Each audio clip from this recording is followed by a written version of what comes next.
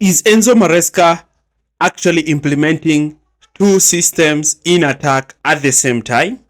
And are we seeing Chelsea actually going into a more dynamic kind of an attacking system? Now, Enzo Maresca is a manager who has been criticized in last season, because of the way he was so rigid in the way he attacked. He was so rigid in the way he looked to break blocks. And this attracted criticism because Chelsea looked stale.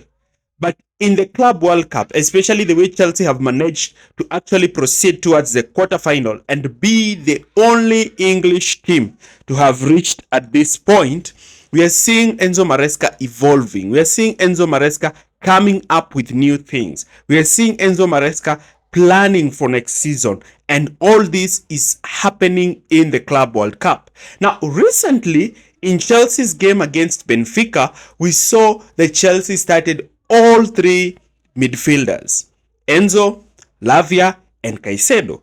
And Maresca looked to have played a 4-3-3. But the question was, where was the winger? Because Cole Palmer was actually starting out wide. And the recent introduction of Joao Pedro, who I have done a very good analysis about, you can actually check the video, is clear indication that Enzo Maresca is actually going to have a two attacking systems at Chelsea.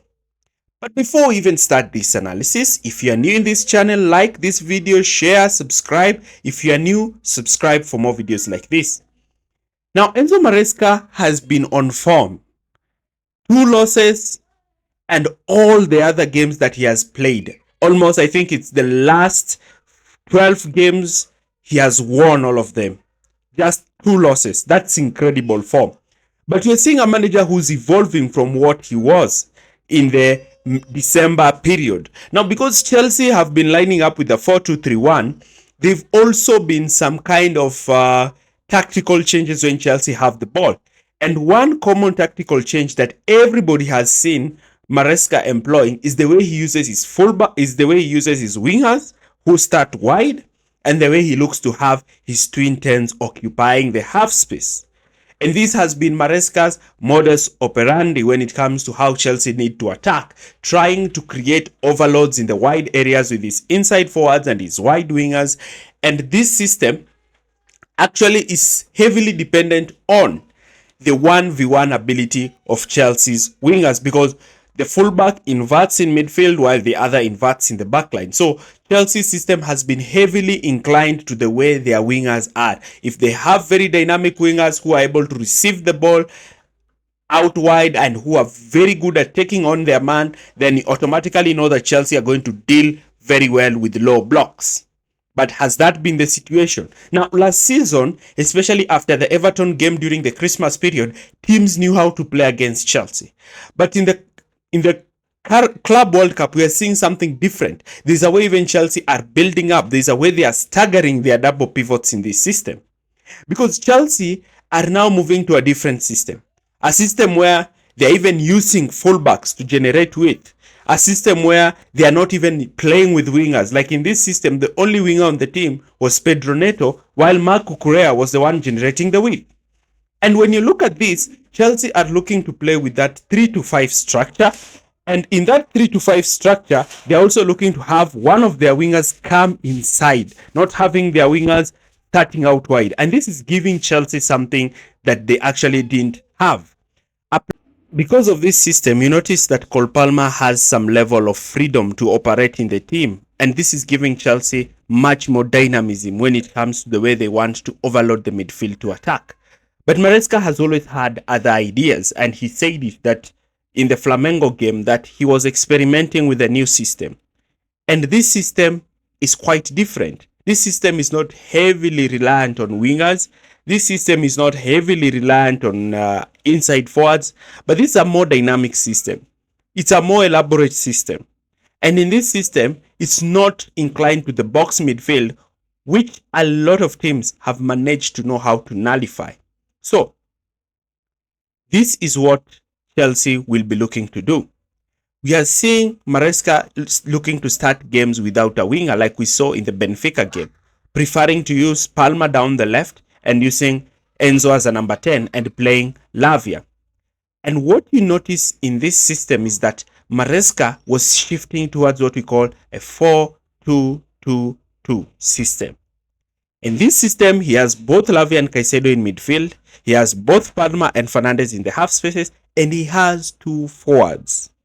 Now, what happens is that now Chelsea have a 4-man attack against the backline, two players who are shielding, and then they don't have a back three, but rather they have a back four. And now the role of the fullback is much interesting because now the fullback are playing wide, meaning that Chelsea have stifled the midfield with a lot of players, and they are also having width generated by the fullback. And you can see this in the build-up. The goalkeeper acts as the third centre back during build-up, while the two best midfielders that Chelsea have, Lavia and Caicedo, are playing in those central channels. Now, in those central channels, what you notice is that Palma and Fernandes are occupying the half space, but now Delap has an extra forward. Now, compare this with this system here. You see, Rich James was starting much deeper.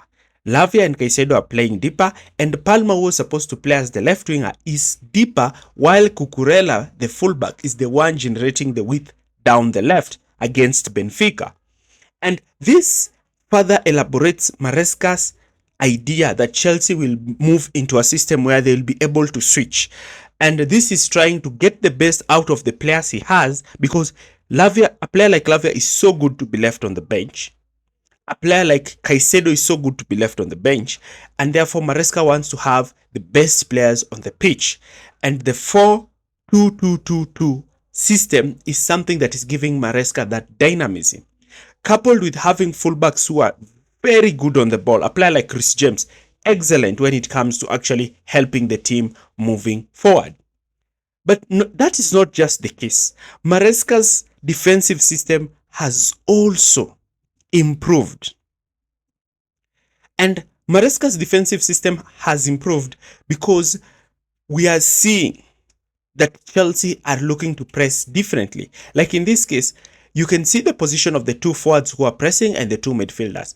But Chelsea's wingers are not moving high up to press the centre backs.